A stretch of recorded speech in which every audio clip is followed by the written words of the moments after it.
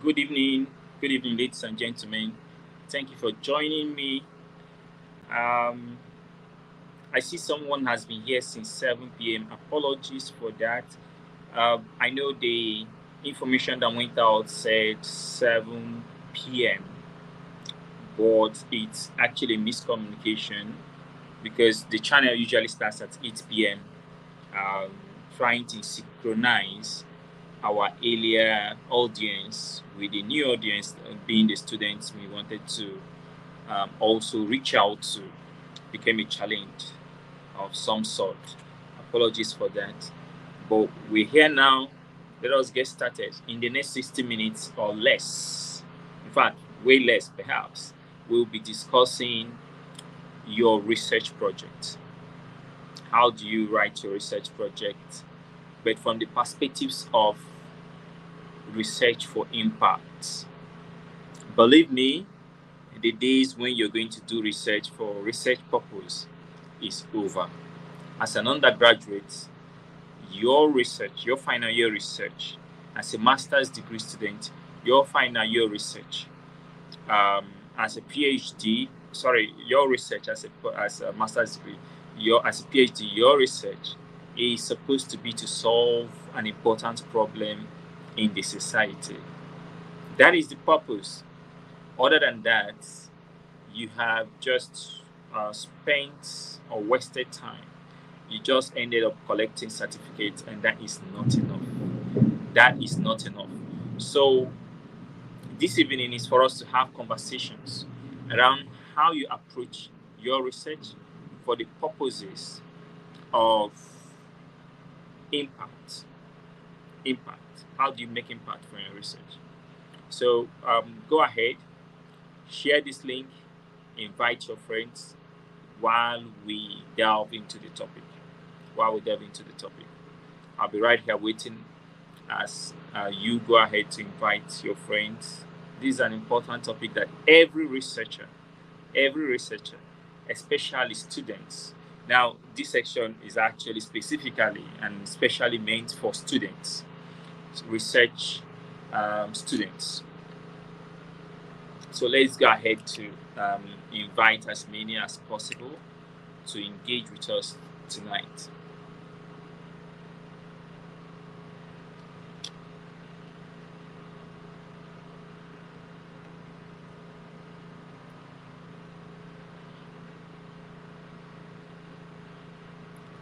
So the big question is, what is a research project? What is a research project? We have always seen this as a ritual, a ritual for graduation, a ritual for graduation. But it's what it is. It's now in today's world, research project is meant to address issues in the society, problems that matter in the society, while adding something new to knowledge, right? So that is why we do research project. It's actually an extended essay which you need to submit by the end of your degree program. That is what it is generally. We're going to be discussing how to approach this. There is a systematic way to make the most out of your research project. And that's the conversation we're going to be having now. Again, feel free to reach out to as many people as possible while we get into it. As a final year student, as a master student, as any research student, at any level, one thing is sure, you're supposed to get started by choosing your research area. What is that area you're interested in? There is something I talk about, which is synchronization of needs and seeds of innovation, meaning you must be able to do something you're interested in. I mean, you're studying electronics engineering, for example. The, the area you're going to focus on for your research is going to be the area you want to eventually build your career around.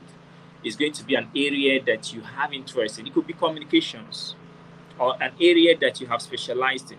So this is going to be the the necessary selection of research area. Very important. Very important. You choose an area you're interested in. You don't go choosing an area you don't have any interest in. You don't go choosing an area you cannot even advance that research afterwards.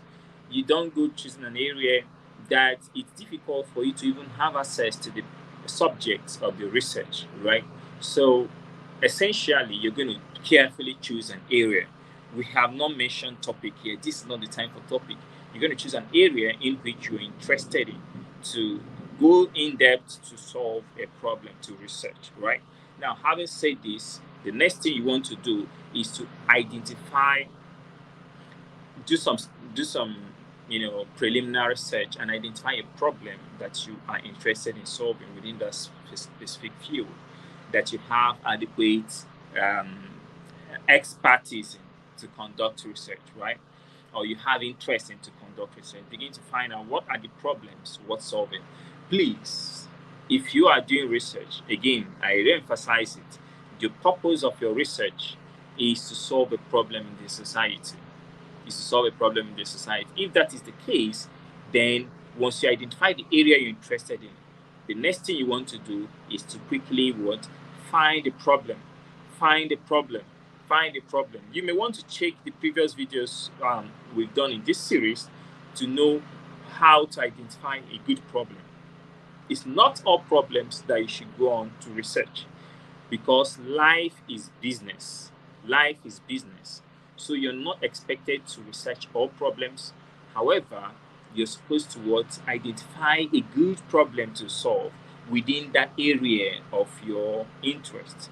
Very important. Very important. So scope out the topic based on that. Scope it out. Don't be specific yet. The thing that determines your topic is what? Your research question. Now you have identified an area to focus on for your research. Then what is the question you want to answer? What question do you want to answer? This is important. What question do you want to answer? What is the gap in knowledge? What is your research question? You start with your research question, because if you focus on the research topic, it may go too broad or too narrow. But what happens is that your research question directly speaks to what the problem you want to solve. And then once you got your research question right, given the gaps in knowledge, gaps in execution in that area of your interest, it then leads you to a good research topic. Research question would help you narrow down to a very specific research topic. That is it. So now you decide the research topic. And then what do you do next? You decide how are you going to investigate this problem. What is going to be your methodology? You decide that, okay, you ask basic questions as, is this going to be quantitative research? Is this going to be qualitative research?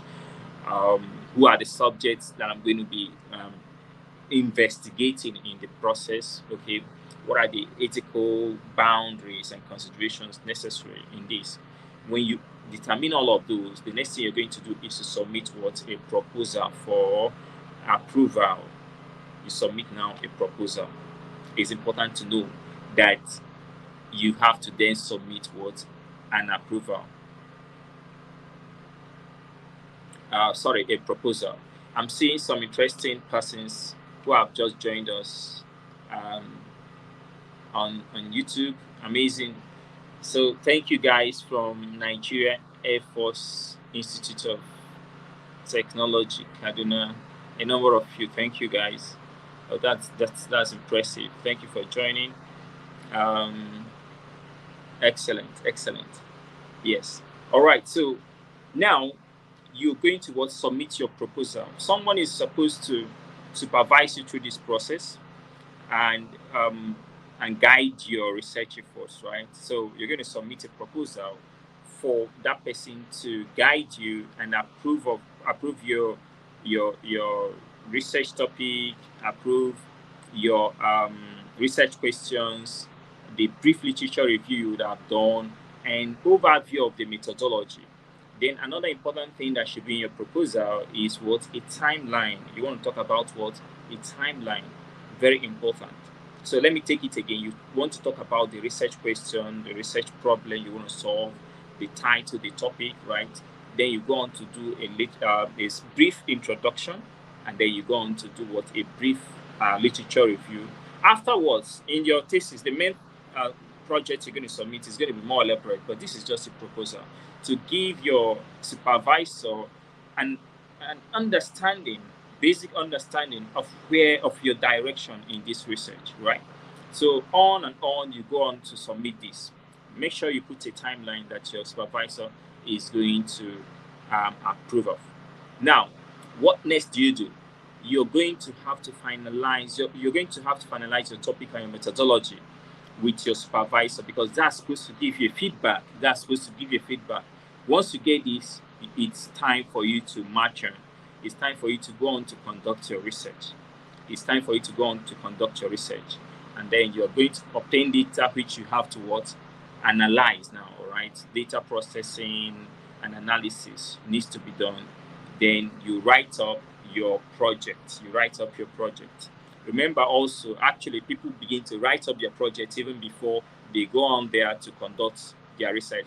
Things such as the introduction, the literature review. Some of these can actually be going on before you finish your, conducting your research proper. But the actual fact tonight is that we're going to be discussing the anatomy of your research project or research reports now, as well as what are the other aspects you need to consider if you want to commercialize your research. And this is actually the aspect I'm more interested in, because these other things I'm talking about, you will already be taught in school. But what you're unlikely to be taught is how you go on to commercialize your research. If you're a student who wants to eventually commercialize their research, there are things you must do. And let me say it again. The essence of your research, the essence of your project is for you to eventually bring it to life, to solve a problem for someone out there. This is important. I cannot overemphasize or overstate this fact. You're doing this because you want to eventually solve a problem out there. Now, something is supposed to stand you out from your other classmates, from all of those doing research in their final year, in their master's, in their PhD. There are these aspects which I'm going to be talking about later on. But I'm going to quickly run through the normal, traditional stages of a research report, of your research project. So number one is chapter one is usually your introduction. This is where you talk about the background information on the topic. Statement of the problem is talked about here. A research question, very important. The objectives of the study is, you talk about it here. The purpose of the study, significance or importance of the study. This is also where you talk about it. Then you may also want to highlight the overall structure of your paper. Okay, the overview of the research paper is also important to mention it at this point. Now, this is introduction. The number of words for this particular chapter depends on the level of research you're doing, either as an undergraduate, as a master's student, or as a PhD. So that completely depends. Yes. So we go on. After your introduction, you want to actually, talk about do your literature review, which is usually chapter 2. Here you are summarizing existing information, literature that is within the scope of your topic, that is related to your topic. You're identifying gaps, you're identifying controversies, issues, unresolved issues in the literature. You're discussing some theoretical frameworks, conceptual models around that topic, relevant to the study you're undergoing. This is literature review. Okay, so this is important that you do a comprehensive literature review, because there's something about literature review. Literature review really reveals some important gaps in knowledge, because I talk about gap in knowledge, gap in execution. These are the ways to identify a good research project you want to go into. But you see, the gap in knowledge is reviewed in literature review. So that is why you're going to pay attention to this. In literature review is how you're going to explain also of how the current study builds upon or contributes to existing knowledge. The thing you're doing, how will it, add to existing knowledge? These are the reasons why you do literature review, a comprehensive literature review, very important. Then you go on to what the methodology. That is your chapter 3 now.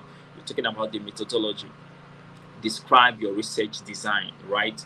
Is it going to be quantitative? Is it going to be qualitative? Is it going to be mixed methods? Very important.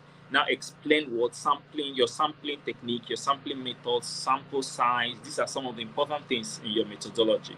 Now you details on collection, data collection techniques, right? Instruments, things such as that. Some of the elements that will be relevant for you to go out there to collect data for your research. Now, description of data analysis procedures. How will you analyze your data, the data you're going to eventually collect, right? It's also important to make a little mention of some ethical considerations and limitations of this study. These are some of the important things that you may want to mention in your methodology. Methodology begins to ask the question, how will you go ahead to answer the question you earlier set out to answer in your introduction? Okay, very important, very important. That is your methodology, and that is what your chapter 3. So you go on to talk about what your chapter 4 now. I mean, this chapterization is not even the most important thing, because schools will give you format for it, but this is really the order, right?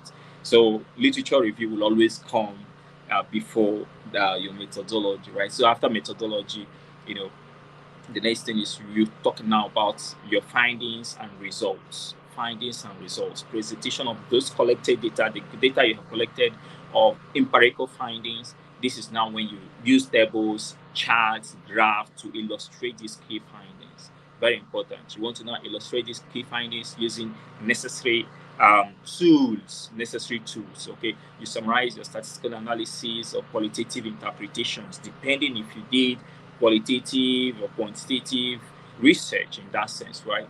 Very important that you adequately communicate your findings and your results. Okay, your findings and your results. This is important. Now, once you have done that, discuss interpretation and explanations of those findings you earlier talked about in relation to the research question you had in your chapter 1. Now, your findings, how do you match them with your objectives, research objectives, and research questions? Very important. You talk about this in your discussion. Now, you're comparing what results with previous research efforts that have been done, research studies, that have been done, theoretical explanations. You're now like making the case, like making your discussion to be robust as much as. So this is really where it becomes important for you to bring on now your analytical prowess to bear, right? This has to be as original as possible. Yeah, you're exploring the implications and potential applications of the findings you came up with. Also the limitations. Now, why this is critical is also you're going to be talking about what future research studies that should be done, future research directions that should be done, given what you have acquired, what you have done in your current research. So it's important that you have a robust discussion. It's important that you have a robust discussion because after your discussion chapter, the next thing is your conclusion. So in conclusion, you're now talking about what the main findings, summarizing the main findings of your study. Now you're reinstating your research question and its significance, right?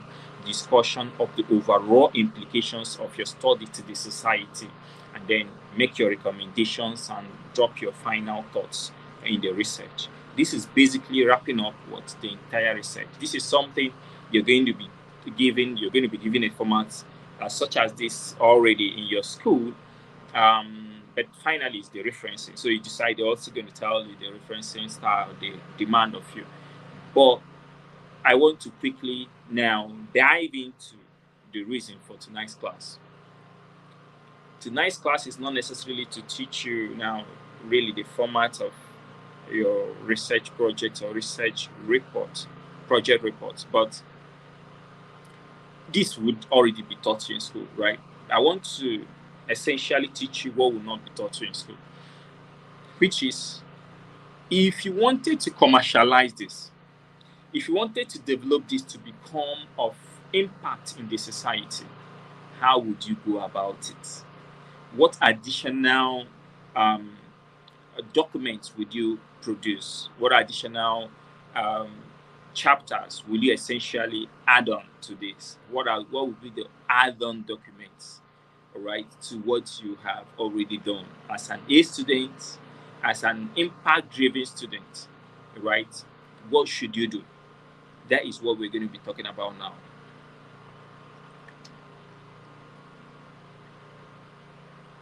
So, research, again, I repeat it, your research project, your final year research project, your master's research project is not for the purposes of just getting a degree. No, no. So you want to, from the beginning of your project, begin to think of the fact that eventually you want to build a business from this project. You want to build a business, a whole company from this project. You want to do something that eventually the industry will uptake, or you build an entire business, an entire venture from it. So how do you start? How do you go about it?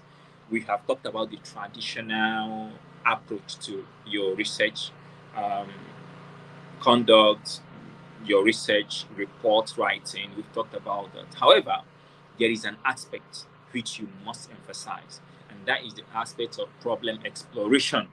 Problem exploration. You're going to pay attention to secondary research, and you're going to pay attention to primary research. These are two approaches in problem exploration which you must pay attention to. Now let's talk about secondary research. Secondary research is also known as literature review, but there is more. There is more. There is more. So literature review is not enough. That's why we talk about secondary research, because literature review is not enough. There are some information about the problem you want to solve, about the problem that you're interested in solving with your research, which you're not going to find in the literature. Nobody does actually the research, and nobody is publishing it, right? Yes, there are such things.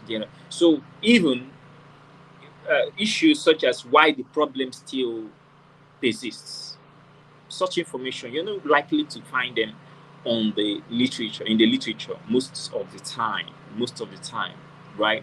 So let's talk about a situation. Perhaps you want to do a research around the security of terror-prone areas in Nigeria. You want to solve some of these problems of marauders trying to, cause some mayhem in some societies, some communities in Nigeria. So how do you go about doing that? Right? How do you explore what is known about this problem? I tell you what, some of these you may not find in your traditional literatures or in the journals. Some of these you're going to find on blogs. You're going to find some of this information on blogs. You're going to find them some technologies that may have already even been produced to solve this problem. You could just find them on pages of companies. Policies that have been made to address this, you may not find them in journals, but you're going to find them on websites of relevant ministries. Yeah. Now, this is information that you require in order to direct or decide the direction of your research. Yes. In fact, it's going to help you to have the right research questions. But if you depended on just the literature, I tell you, you're not going to have a robust knowledge of what is already known about the problem. Why does this problem persist? And who has tried to solve it in the past? Why did they fail? Yeah, because when you don't know this, you're simply going to soon become part of the statistic of those that failed. Yeah, and you don't find this most of the time. You don't find this in the literature. We don't really do some of this research, right? So you're going to go beyond the pages of the literature with respect to journals now to find out what is known about the problem. Now, this is important, and that is secondary research. That is secondary research. You're going to have you don't necessarily need to include this in your literature review chapter. No, I'm talking about the additional information you need to build if you wanted to commercialize your research. Right now, you're going to have this problem exploration. You get all these data, you put them aside. Based on this information, you go ahead to talk to the owners of the problem, and this is the second layer, which is called primary research. We also call it empathy research. You want to put yourself in the shoes of the owners of the problem. So if you want to commercialize your research, you're not going to just end up doing literature review only, and you're not going to just end up conducting your research traditionally how you usually do it with questionnaires and all that. No, you're going to go beyond that, all of that. You're going to first of all go out there to talk to owners of the problem, the final end users of whatever solution, those that are sufferers of this problem. You're going to go to meet them, find out how important this problem is to them, find out what they think about this problem, what they feel about this problem, find out what are the things that aggravate this problem, what are the things that instigate this problem. You want to find out how they're trying to solve this problem today. What are the influencers of this problem? What are the triggers of this problem? What are their frustrations? When you find these things, you stand a better position to now what? Frame the right research question. Frame the right research question. Very important. Very important. Okay. Now, once you have done this, which we call problem exploration, and you have gathered all your data, even beyond what you perhaps will be submitting your literature review, of course, the next thing you want to do is to do market analysis. Now, you want to conduct thorough analysis of the target market. And this is not difficult. It's on Google. You just do this on Google, right? You want to understand what the size of this market, the trends with respect to this problem. This problem, how many communities in Nigeria face this particular problem? You want to understand it. Yes. If you want to eventually produce a project, a solution that would eventually get to be commercialized. And again, I tell you, there is no reason on earth why you should do research that should not get out there to solve a problem. Not if you're living in Nigeria, where we are blessed with many problems. Your research should be directed towards solving a problem. Now, in your market analysis or your market research, you identify unmet needs, gaps in the market, right, that your research needs to address.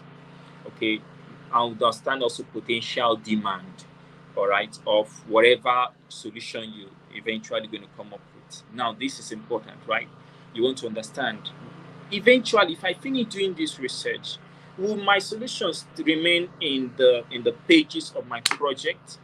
Will it remain in the laboratory? Will it remain in the workshop? The people who fail to do market analysis are likely to fall victim of wasted resources. Yeah, because there's nothing impressive about the fact that all you did was to come to school, did the research, boom, and you get disconnected from that entire research. You go now looking for a job when you should have been someone that would use your project to create a job, for the society. That is what we're talking about. That's what we're talking about. The Nigeria we want to see is such that we must begin to become active partakers in solving our problems. And nobody's going to solve our problems for us. We are going to be the ones to solve our problems ourselves. And for that to happen, we must use every opportunity at our disposal to engage. And that gladly would be our final year projects, our master's degrees project, our PhD projects. Good. I've talked about what number one, problem exploration, and then I mentioned two approaches: secondary research and primary research. Then, secondly, I've talked about market analysis, market research. Then the next thing you want to do is to build a business case around this whole thing. Now that I know the problem very well, now that I know the market, the size of the market, the potential demand of whatever solution that is going to come from this. I'm going to write down 2 paragraphs, 1 paragraph or 2 paragraphs or 3 paragraphs at most, that is going to explain why this makes commercial sense. And this is what we call a business case.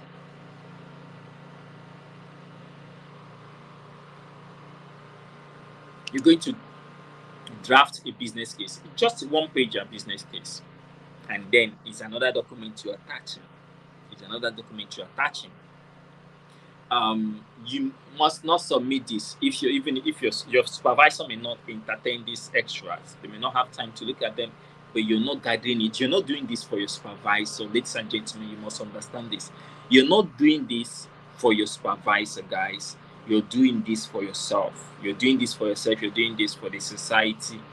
This would help you eventually. Even when you want to advance to do your master's or whatever, even when you want to go abroad, to further your studies or something of that nature, the fact that you thoroughly did this and you created some intellectual properties, this is amazing thing you must do for yourself. You stand out from the crowd. By the time you begin to build purpose around your research. Please. Now, once you have made your business case, you're beginning to now consider, what are the intellectual properties involved in my research? What are the intellectual properties? What is new? What is new about this research? I mean, what is new about the technology I'm coming up with, or I have come up with in this? Remember, to solve this problem, you're going to come up with a service, you're going to come up with a process, you're going to come up with a product, you're going to come up with a model, you're going to come up with a framework, you're going to come up with a policy brief, you're going to come up with something, right? That is how you're going to solve the problem. Now, question. Now, number 4 step is for you to determine what is new about this thing. What is new about this thing, which I can protect as an intellectual property. Guys, I think I've not really taught intellectual property in this series, so I think I'm going to bring out time next week to talk about it. Intellectual property. You must be able to identify the intellectual property in your research findings. What is new? What can be patented? What can be copyrighted? What can be trademarked even, right? Yes. What is it that we can get an industrial design protection for?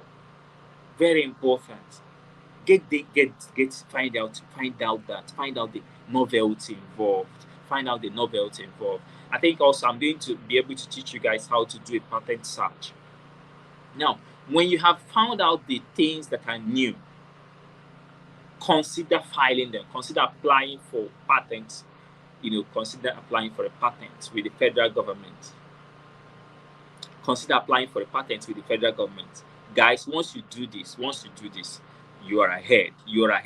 You're graduating not just with a certificate, you're graduating with a patent, with an intellectual property. And this alone gets you like 15 years ahead of your peers. Believe me when I say this. If your project, undergrad project, master's project, whatever it is, yields a patent eventually, you're almost like 15 years ahead of your peers. Quote me anywhere. This will help you get scholarship abroad.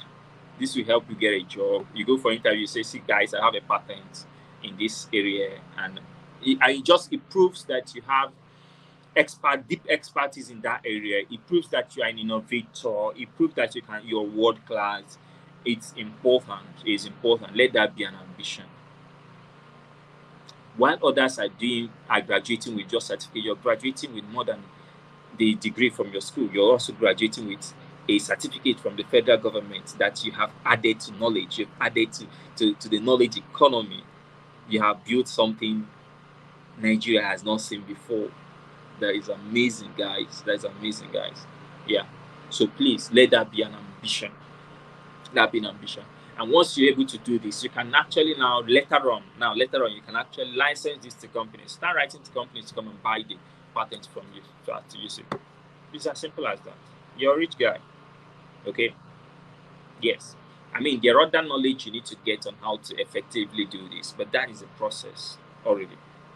All right. Intellectual property achieved, identified. The next thing you're going to do, number 5 step now, is what? Commercialization strategy. How will you now really commercialize this? It's not enough to have an IP, an intellectual property, a patent. No, you're going to have to what? Commercialize it.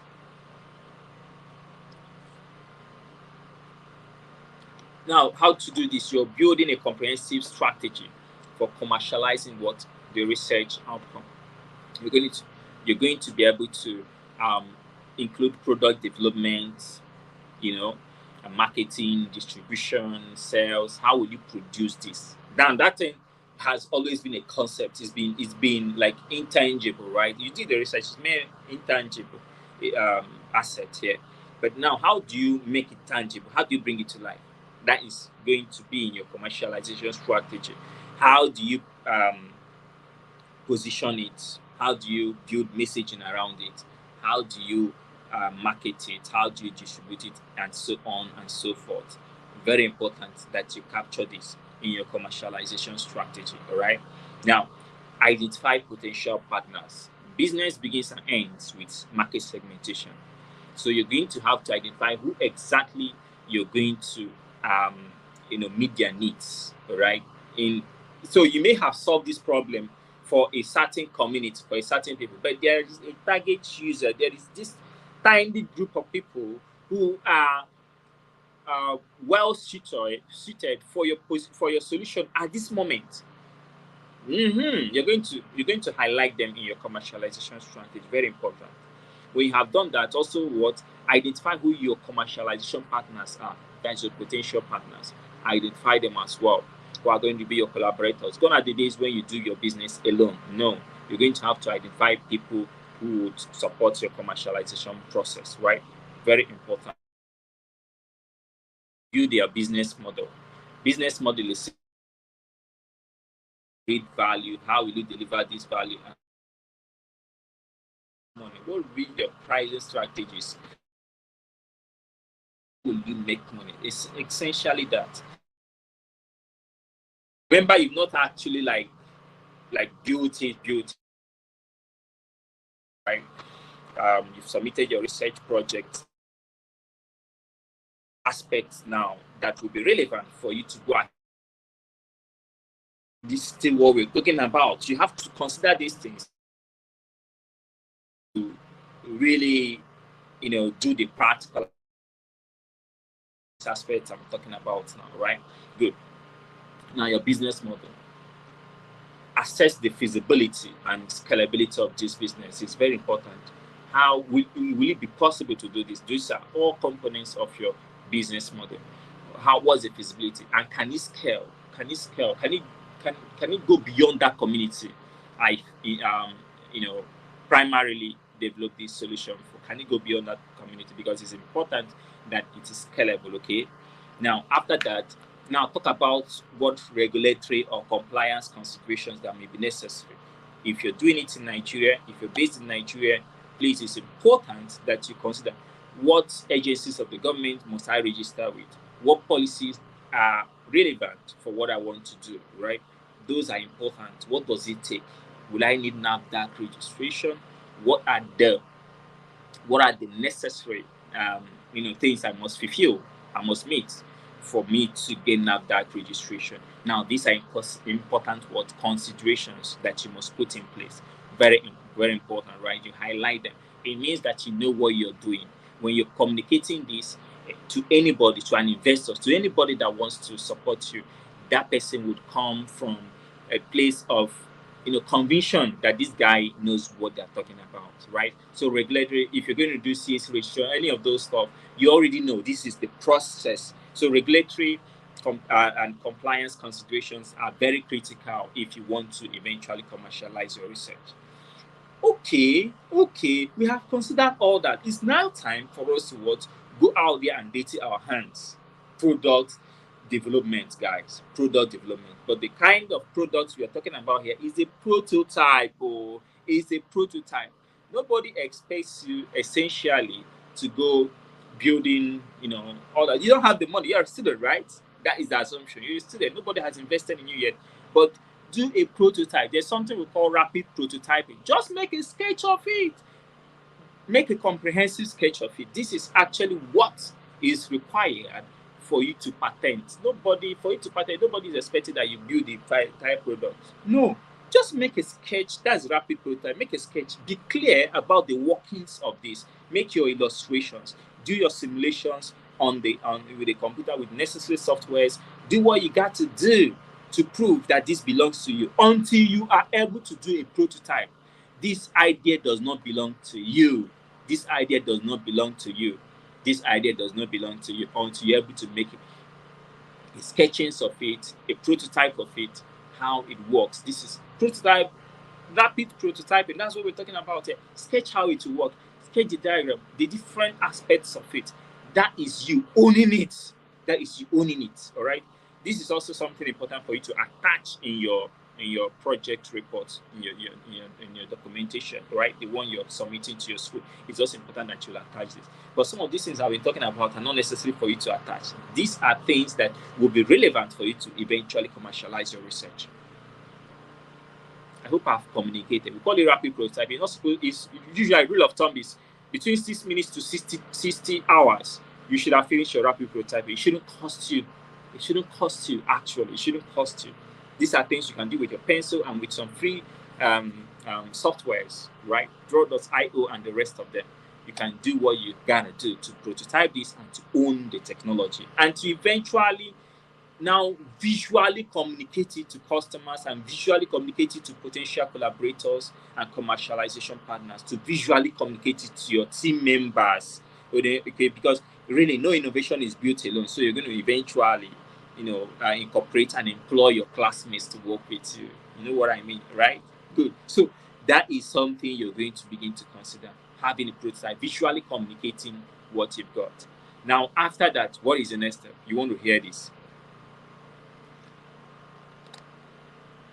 Begin to think of funding. How do you go ahead to actually build this now practically, right? Go beyond prototype to build a minimum viable product, to build a final product, and to actually launch your business. How do you go about that?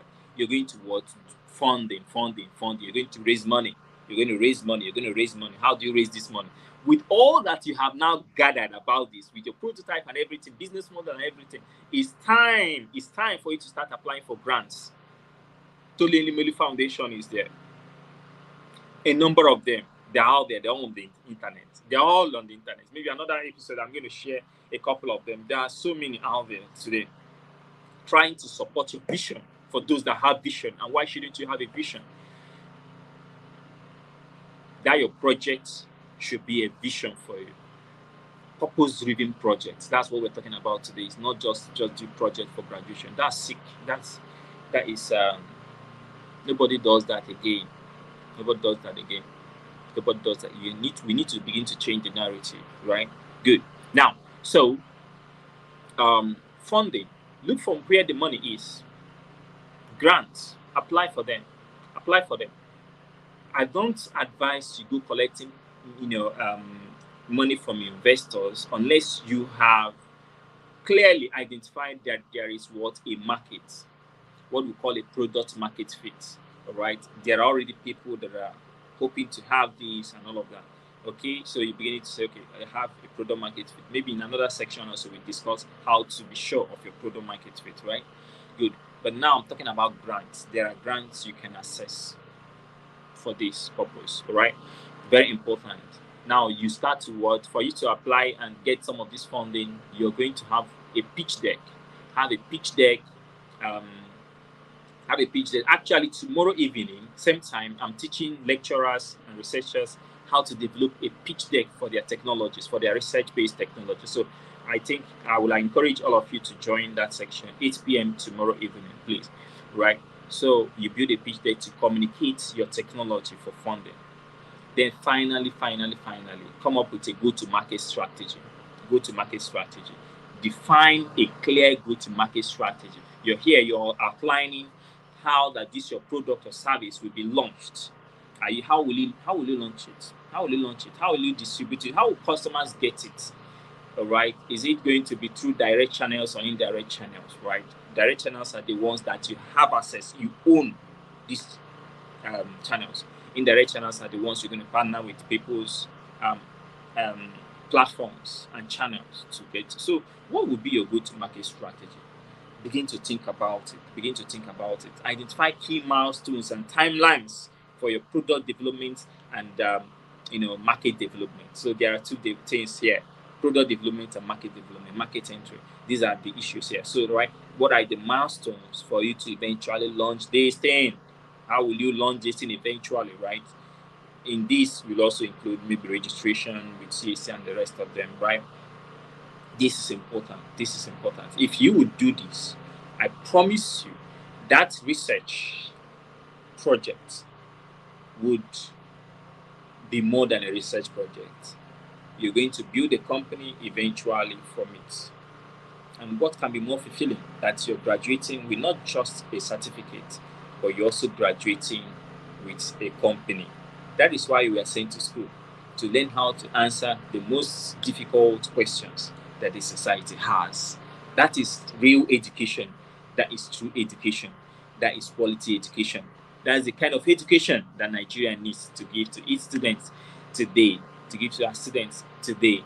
Today that we're having a very serious economic crisis. The kind of students we should be graduating are the kind of students that will eventually go out there to become value creators, building their own solutions, building their own companies, and contributing to the society instead of being liabilities, instead of looking for who will employ them. Gone are those days. The world has left us behind. It is now knowledge-driven economy. And for us to be active partakers as young people, we have to begin to ask the right research questions. We have to begin to ask the right research questions. And using our projects, we can definitely solve these research questions and build solutions that matter. Thank you very much, guys. Thank you for being with me. Thank you for listening. Thank you for staying around. This video will remain here on my channel. Go ahead and share it so that people, your friends, can learn it. Come back and listen to it again and again. And then you're going to really gain a lot of value. Thank you very much. I want to see if there are questions that dropped while I was speaking.